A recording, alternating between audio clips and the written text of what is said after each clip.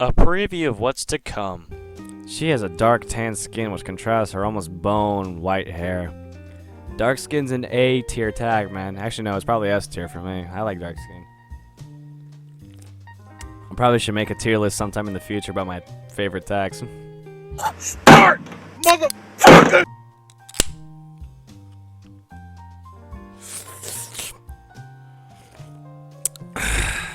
Gotta love being a YouTuber in college, everybody. Hello, everyone. My name is Avarice Puma. Welcome back to Sakura Succubus. Last episode, we got equipment destroyed by some bitch, so let's move on. Ugh, what a day. I'm sitting in a smoky bar, nursing some cocktail or another. I'm not sure whether it's called, and neither do I really care. I was so out of it when I arrived at this bar, more than a little intimidated by that vast selection of drinks available. I asked the bartender to make whatever cocktail they wanted.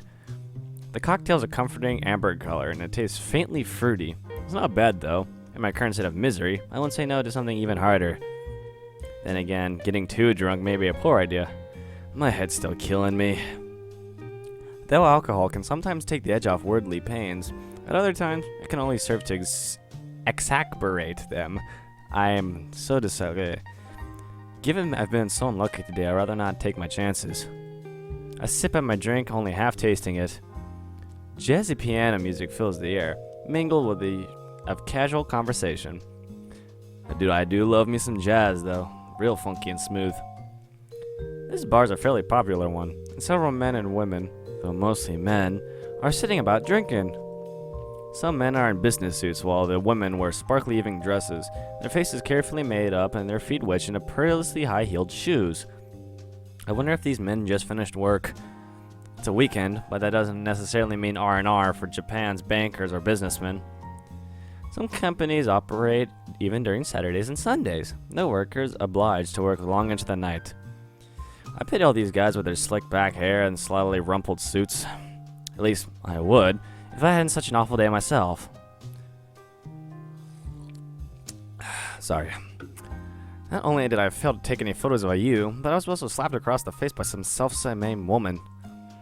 Then to cap things off, I broke the very expensive camera equipment my boss commanded me to take care of.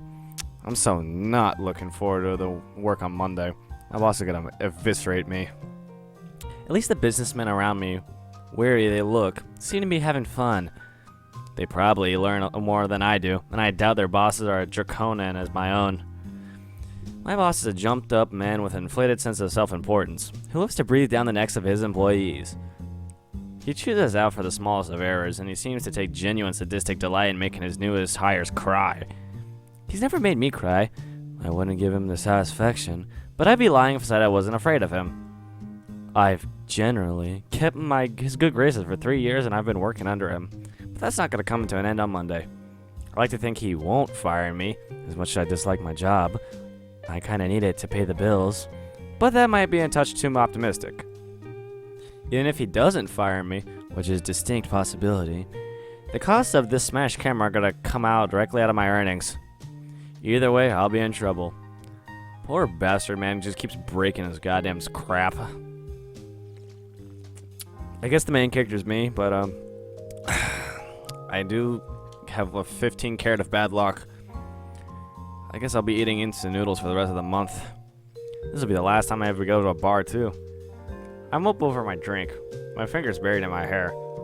I'm suddenly very aware of how expensive this cocktail was, and I want to make it last for as long as possible. Whether I get fired or not, finances are going to be tight. Can't afford to spend too much. How am I going to envy the businessmen around me, forking out bills for fancy drinks and snacks? Pretty women, and maybe girlfriends, but they could be escorts, it's hard to tell, hang on their arms, laughing at their bad jokes, with their lips shimmering with gloss. When was the last time a pretty girl draped herself over me like that, huh? Well, strictly speaking, it was about half an hour ago. She was making herself pretty comfortable on my lap until she slapped me. She was pretty much in the cowgirl position, man. I wasn't gonna deny that. That's another thing to feel rotten about. Oh, my voice. What the hell is that? That IU is so sadistic. She really got my hopes up. I take another sip of my cocktail. Hoping may lighten the dreary thoughts, but it's actually making me feel worse. Maybe I should hurry up and get out of here. I'm too broke to get drunk, and the train will stop running soon. Having a snack, sorry. It's very professional of me to eat a snack while recording, because you know that's very smart. I knock back the rest of my cocktail and get to my feet. I'm ready to make a beeline for the next exit when... Oh my, are you leaving already? That is a shame. It's not even midnight yet. A sultry voice calls me back. Turn blinking, then gasp. Oh, she's pretty, look at that. Sitting by the counter is an incredibly attractive woman. She has a dark tan skin which contrasts her almost bone white hair. Dark skin's an A tier tag, man. Actually, no, it's probably S tier for me. I like dark skin. I probably should make a tier list sometime in the future about my favorite tags. She's dressed in business attire, and then her pinstriped suit and white shirt gave open to reveal an ample bosom. One of her legs is crossed over the other, and the one end is a glass she holds. Whatever the fuck what that English sentence was. Her eyes are green, a little like a cat's, and they're lidded. Playful smile puckers up her lips, and her face is flushed, probably from the alcohol. Something about her looks familiar, but I can't quite place her face. To be quite frank, her large bosom has attracted most of my attention, as are her thighs. You could crush a watermelon between thighs like that. Is she really calling out to me? But why? I don't think I'm particularly unattractive, but my flyaway hair and my baggy jeans aren't the pinnacle of fashion or good taste. It should be obvious at a glance, but I don't pull a half a salary as some of these big-shot businessmen around here do. Must have been mistaken. Can't be me she was calling to. There's no way! I turn, ready to walk away once more, but... Hey, I was talking to you, you know. It's rude to leave a lady out there in the lurch. Excuse me. Didn't your mother teach you any manners? Someone's laugh is throaty and does any number of curious things to my body. I feel my hair standing on end, and my mouth feels dry despite the alcohol I consumed. I guess she really was talking to me. I beg your pardon. I glance back at the femme fatale, doing my best not to gawp at her chest. I'm not a teenager anymore, damn it. Do I know you? You look familiar, though I don't think we've met before. Oh, I look familiar, do I? I suppose that's hardly a surprise. My name is Marina. Marina, okay. Watatsuki Marina. Does that ring any bells? Now that she said it, her name does sound very familiar. The newspaper I work at, Sakura Daily, ran an article on her just a few weeks ago. Wakatsuki Marina is a famous entrepreneur and businesswoman, half Japanese, half South African, I think. Marina is the head of a world-famous brand of designer clothes, perfume, cosmetics, and more. She's one of the wealthiest women in Tokyo, though she's no idol. I think she's maybe more famous than IU. I've run into 2 famous celebs today, all in under an hour. What are the odds of that? While you was content to slap me and call me a pervert, Marina actually seems interested in instigating conversation. This is amazing! I'm a photographer for a local paper, so I've met a few B-list celebrities in my time, but never before I've met a woman that exudes my class and glamour like Watakatsuki Marina. Be still, my beating heart. My, you certainly look surprised. You'll attract flies if you let your mouth hang open like that, dear. It's not a very attractive look. I'm sorry. It's alright, you don't need to apologize. I'm not offended. People often gawp when they see me. I'm quite used to it. I am a celebrity, you know. Yeah, I'm aware. I can't believe I didn't recognize you sooner. I bow again, which makes Marina giggle anew. Like I said, you don't need to apologize. I get enough of that at work. It's always like, yes, ma'am, right away, and we're so terribly sorry. My workers all respect me, but they're so distant. It's like they're almost afraid of me. I know I'm very wealthy, beautiful, and charismatic, and so on, but at the end of the day, I'm still a normal woman, and I get tired of people groveling before me. Sometimes I just want to have a normal conversation. Oh, right. I see. An apology is fully formed in my tongue, but I cut myself off before I could say anything foolish. This must be why Marina called me over despite the vast gulf of differences between our wealth and social standing. She's tired of being treated like a celeb, and no doubt on a capricious whim of the wealthy. She wants to speak to a member of the peanut gallery like me. It's all a bit sudden. My heart's beating incredibly hard, but well. If Marina wants to speak to a nobody like me, who am I to refuse her? Now, why don't you sit your cute bottom back down at the counter, sweetie? Don't you want to buy another drink? I wouldn't mind, but I don't have much money. That's alright, I'll be more happy to foot the bill. Bill. That's very kind of you, but are you sure? I wouldn't want to put you out. Nonsense. Marina waves one manicured hand carelessly. I'm a wealthy businesswoman, and drink or two is hardly gonna break the bank. Guess you're right about that. I flush, embarrassed about I'm a mere photographer, even to the question of the depths of Marina's pockets. She's infinitely richer than I can ever aspire to be. I know common courtesy dictates the men should foot the bill during dates, but screw it. This isn't really a date, and Marina's the one who offered to buy me a drink in the first place. I think it's more fun to flaunt convention every once in a while. If you don't mind, then sure, I'll be happy that you bought me a drink. That's the spirit. I like a man who can hold his liquor. Bartender, can I get a couple of lemon highballs over here? I'm gonna pass out and die, am I? Ah, that's good stuff. I sit down next to Marina while she piles me with alcohol. We drink together for a while, oddly exchanging banter, all the while trying not to stare at her chest. I can hardly believe that this is happening. What's become of my life? About half an hour, and 3 more lemon highballs later, Marina shoots me a curious glance and says, "Well, look, it's no longer CG." So, Hiroki, why do you look so down? Did something happen? I guess you could say that, but yeah. But was it that obvious?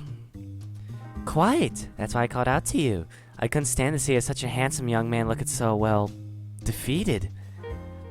I know we're relative strangers, but as the old saying goes, a problem shared is a problem halved. Would you mind telling me what's on your mind? I don't know if you want to hear it, but it's nothing interesting. It's work stuff, I guess. As a businesswoman, I'm very well acquainted with troublesome work stuff. I have plenty of problems of my own to deal with. I figured as much. That's why I don't want to burden you with mine. But... Marina leans in a little closer to me. I could feel the silky softness of her silvery hair against my flushed skin. I think it would be nice to listen to someone else's woes. It might take my mind off my own concerns, and who knows? Listening to your problems might help me think of a way to better resolve these pesky problems of mine. Would you mind telling me what's wrong, dear? I'd love to get you know better. You're so cute after all. Marina draws her pink cat-like tongue along her lower lip. Why, you're good enough to eat. I don't think that I'm good looking. But if you really want to listen to my belly ache, and I suppose I can oblige. You did buy me a few drinks after all. Now cover me lightheaded. I offer Marina a small smile, then launch into my tale. I'm a photographer for the Sakura Daily. You know it? Yes, I was interviewed by an employee of that newspaper a few weeks prior. So I wasn't misremembering. We really did have a piece on Marina before. It's nice to know that I'm now going senile, I guess. Well, my boss sent me out to a concert by IU tonight. She's a popular idol? Yes, I know about her. I know her very well, as a matter of fact. Really? You'd be surprised to know how close we are. I look at Marina, intrigued. She doesn't look the kind of person that'd be familiar with the musical stylings of like IU. Marina looks like she'd be into classical music or jazz, not the high-energy J-pop numbers.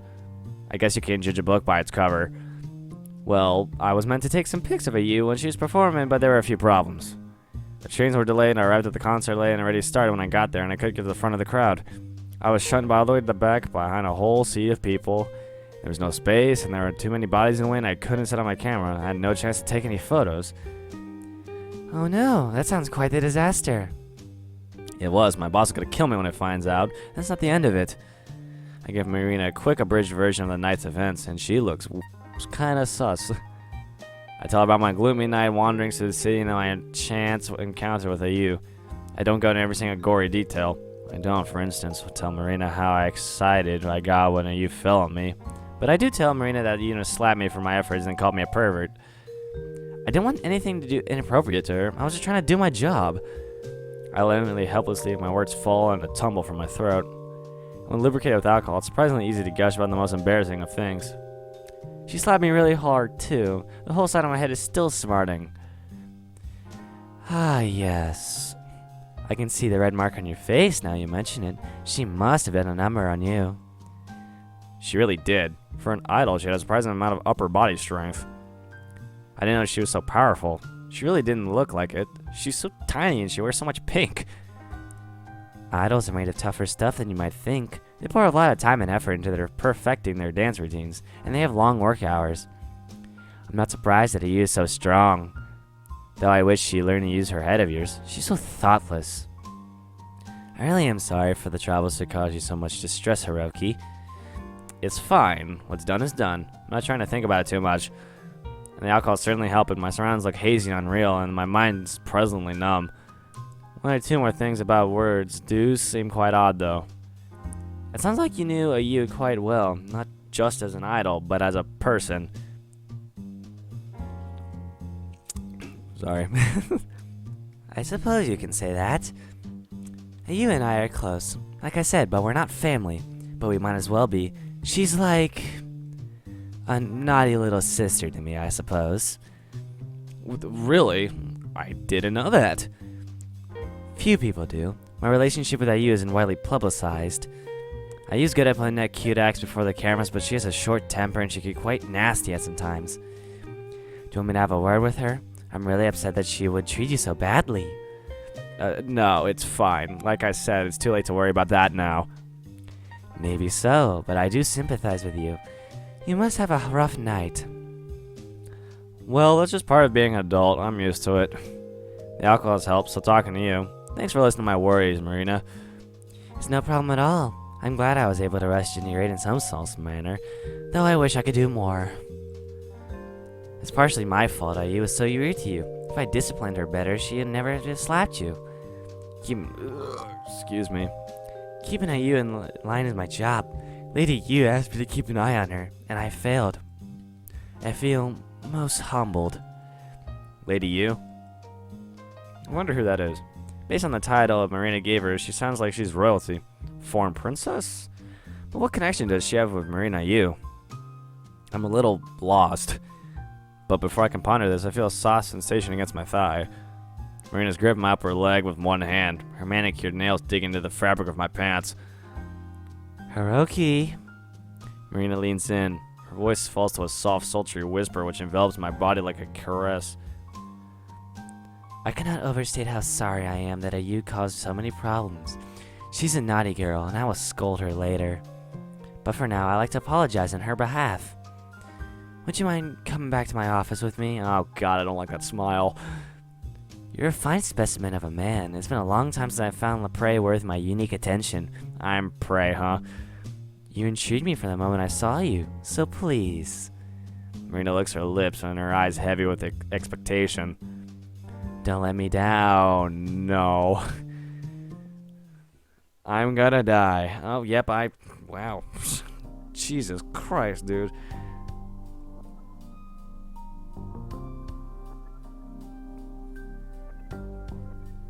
Yeah, I'm gonna skip this part for my own safety. Alright, we're back from screwing, alright? I didn't expect that to happen. I guess I was a little disappointed. Not disappointed, surprised. So let's get back into this.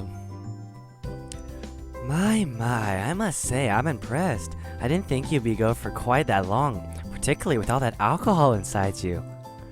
You're quite the interesting man, Hiroki. Marina laughs, her eyes half lidded as she runs her fingers through my hair. She's sitting cross-legged upon the floor wearing her typical office attire. Meanwhile, lying across Marina's lap wearing nothing but my underwear. Under normal circumstances, I probably feel exposed, but... well... these circumstances are other than anything than normal.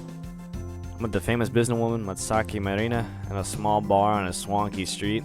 After plying me with a few drinks, she invited me back to her office, and then we enjoyed ourselves. Now my madness has subsided but I'm getting to feel the consequences of my actions. My whole body aches like I've been thrown off the top of Tokyo Tower and my head is killing me. At least I can rest on Marina's delectable thighs. How cute. Marina continues to run her hands through my hair. Of her voice a light, lilting sing-song. I don't know what that means. Though I put Marina through the ringer, she's emerged through our lovemaking relatively unscathed. She doesn't seem like all out of breath, unlike me. In fact, she's even smiling. I guess Marina's forged pretty tough stuff. Is that a prerequisite if you want to get in the business world?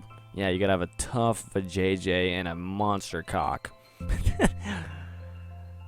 She has far more stamina than I do. Marina. I blink up at Marina's pretty face. My face unfocused.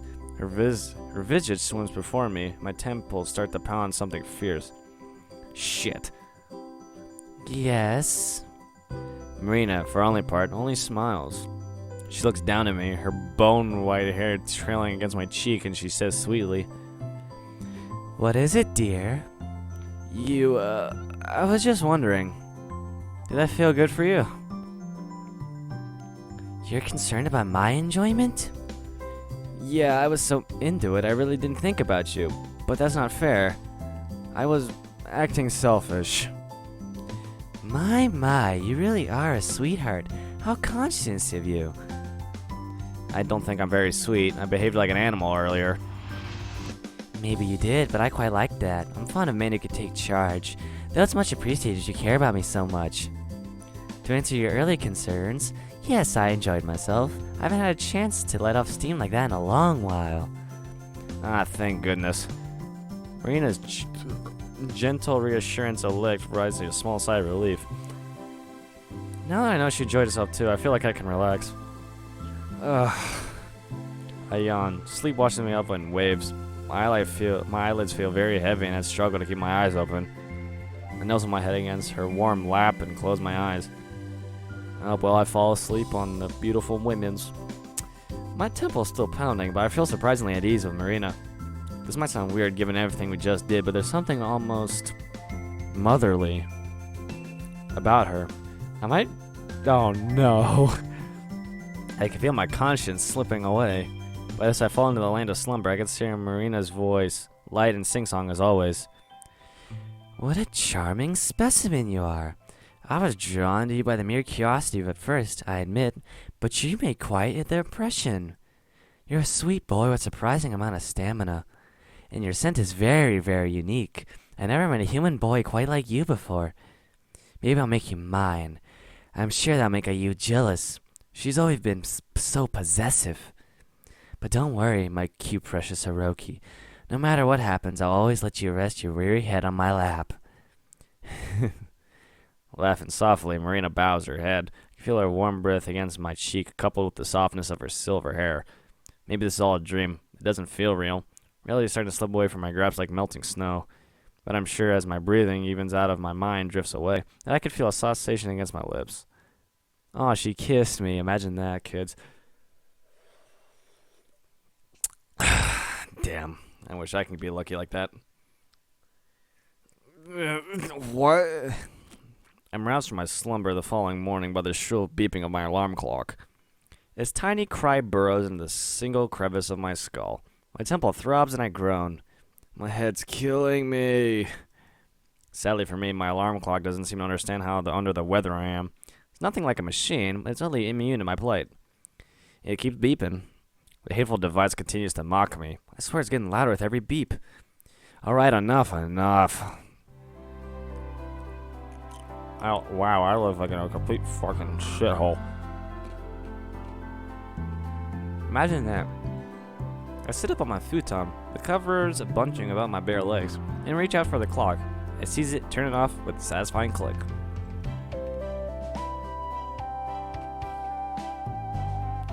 This is good stuff, man. Sorry, I'm eating while recording. That's terrible. I swear I'm a normal college kid. Now that my alarm clock's been silenced, I can finally hear myself think. Thank God for that. That God for that. How much I have to drink last night anyway? Press my hand against my temple. It does seem to ease the throbbing pain beneath my fingertips. Speaking of last night, what happened? I can't remember. It's all a blur. I think I went to the famous Idol IU in concert. I didn't see IU because I wanted to. Sure, music's not really my thing. I did because I had to. It was a job. I brought all my expensive camera equipment, hoping to take a few high-quality pics of her performance, but oh god. I glanced about my bedroom. My clothes are strewn across the floor, and my shoulder bag alongside them. Can't remember the precise details of last night, but I do remember tripping and falling on my ass. I hurt my head and my back, and my bag on a main alarming crunch as it fell on the sidewalk. My camera. Did I really break it? I lurched across my room, dragging my futon with me, and clawing my way to my bag. I opened it up, praying for the best while expecting the worst. Never much like hazily recollections of last night to be nothing more than a nightmare, but damn it! The camera is scuffed and marked, and its lens cracked all the way down the middle. It's completely inoperable. Alright, Hiroki, calm down. Maybe the lens is broken, but the camera itself might work. You just need to stay cool. I extricate the heavy camera from the bag with trembling sausage-like fingers and reach for the on and off switch. I press it, heart hammering. I waited a miracle, but no dice, huh? The camera refuses to turn on. It's given up the ghost completely. Well, that's just peachy. Disgusted, I throw the broken camera back in the bag. It's not like I damage it more than I have already. It fell back against the tatami floor with a thud. And to think I want to be a photojournalist. Now I'm nothing more than a liability. This morning is the most auspicious. I wish I could turn back time and sit beneath my futon and fall asleep once more. Then I wouldn't have to contend with the looming fear of losing my job or this awful headache. At least today's a Sunday. I don't need to go into work until tomorrow. That should give me at least some time to prepare for the inevitability of losing my job. That is strange, though.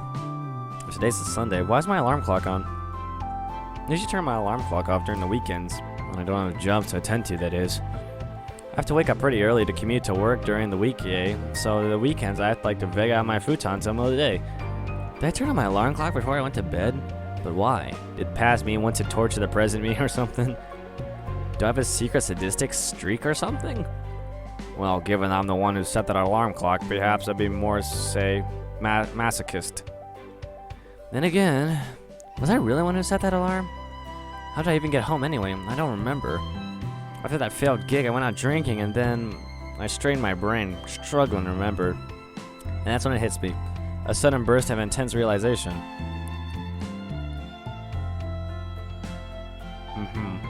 What Katsuki Marina? She invited me back to her office. How can I forget about that? I enjoyed myself with the famous businesswoman, Watsaki Marina, in an attempt to forget my sorrows, then I passed out. However, did I end up back in my apartment? I don't get it. Last night, did it really happen, or... I look around my room, searching for some kind of clue. Fortunately, it doesn't take me long to spot it. Ugh. There lying next to my alarm clock is an envelope. Is that from Marina? I open the envelope and inside a pure white sheet of paper that reads thus. Dear Hiroki, thank you for drinking with me last night. I had a very good time. I hope our talents has proved enjoyable for you too. After you passed out my office, I asked my chauffeur to take you back to your to drive you back home. I found your address on your business card, which is in your wallet, so I can hope you forgive me looking through your something so personal. I asked the chauffeur to set your alarm clock nice and early so don't oversleep. You drank a good deal last night, and I'm so afraid you'll doze the way away if you're given the opportunity. Remember, the earlier bird catches the worm. You might disagree with me, but I think it's important to wake up in a timely manner. Don't you go back to bed, you hear? I've taken quite an interest in you. I'm going to whip you in a shape as the last thing I do. Maybe you can look at it as a pet project of mine. Yours, Marina. P.S. If you're worried about going to work tomorrow, don't be. I have connections. They'll do smooth things over. I'll let your boss fire you. You're too much okay, I can't read in this voice. You're much too precious. Well, what do you know? I guess I really did meet her last night. It wasn't a fever dream after all. I'm not sure why Marina meant by P.S. though. She could have talked to my boss on my behalf. It'd be nice of her, but I'm not sure if even Marina would be able to take my boss over. He's as stubborn as an old goat. I should prepare for the worst, just to be sure. God, my head's throbbing so much it's hard to think. Sorry, Marina, but I think I'll go back to bed after all. I shuffle back to my futon and drop elegantly across the soft covers. And I'm back asleep. This is too much for me to deal with right now, I'm afraid. If I don't get any rest, my brain will explode. My life's starting to feel like something from an old TV drama. I just hope whatever's in charge of writing the screenplay of my life will see fit to the tone of things not come tomorrow. Well, that's something else, so I'm going to leave that episode there. So tune in next time, everybody, for another episode of Sakura Succubus. My name's been Hours Puma, and everyone have a nice night.